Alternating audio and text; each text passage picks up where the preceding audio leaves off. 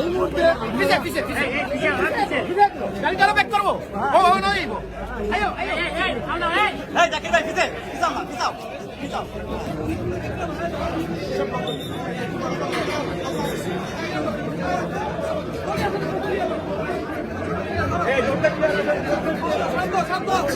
ভাই ভাই ভাই একটু একটু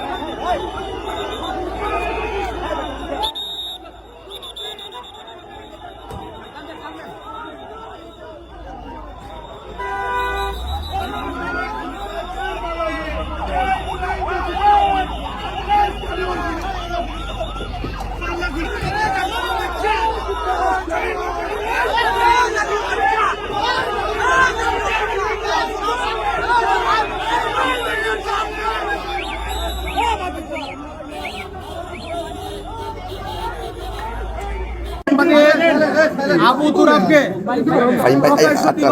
দিনের বেলায় দস্তগীর সরাসরি গুলিবর্ষণ করেছে এবং তাকে হত্যা করেছে।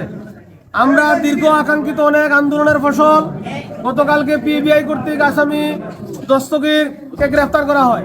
আজকে তার রিমান্ড চাওয়া হয় 7 দিনের। আজকে রাষ্ট্রপক্ষে আমরা ছিলাম, বাদীপক্ষে আমরা ছিলাম, আইনজীবীরা ছিলেন। তার পক্ষে রিমান্ড শুনানি হয়েছে, আদালত আমাদের কথা শুনেছে, আদালত 5 দিনের রিমান্ড মঞ্জুর করেছেন। আমরা তার ব্যাপারে বলি যে তিনি একজন সিরিয়াস কিলার। তিনি রিমান্ডে অসামিদের ধরে নিতেন, করতেন, নির্যাতন করতেন। তাকে পরিচয় দেওয়া হলে তো বিএনপি জামাত, তখন তিনি উল্লাস করতেন এবং আরো বলতেন যে আরো নির্যাতন করা হবে। আমরা তার এই রিমান্ডের ব্যাপারে কারা কারা জড়িত আছেন ভালো করে ইনভেস্টিগেশন করলে, তাকে জিজ্ঞাসাবাদ করলে তাহলে বিষয়গুলো বের হয়ে আসবে এবং এই ঘটনার সাথে কারা মাস্টার মাইন্ড, কাদের নির্দেশে ঘটনা ঘটেছে, এই ঘটনায় আরো কারা কারা সম্পৃক্ত। এই মামলায় 18 জন এফআইআর আছেন, 200 থেকে 300 জন আছেন অজ্ঞাতনামা। এদেরকে চিহ্নিত করা দরকার। এই জন্য রিমান্ড যথাযথ এবং কার্যকর। আমরা তার রিমান্ডের পক্ষে ছিলাম। আমাদের এখানে পিপি সাহেব সহ আরো গুরুত্বপূর্ণ নেতৃবৃন্দরা আছেন, আমরা আইনজীবীরা ছিলেন।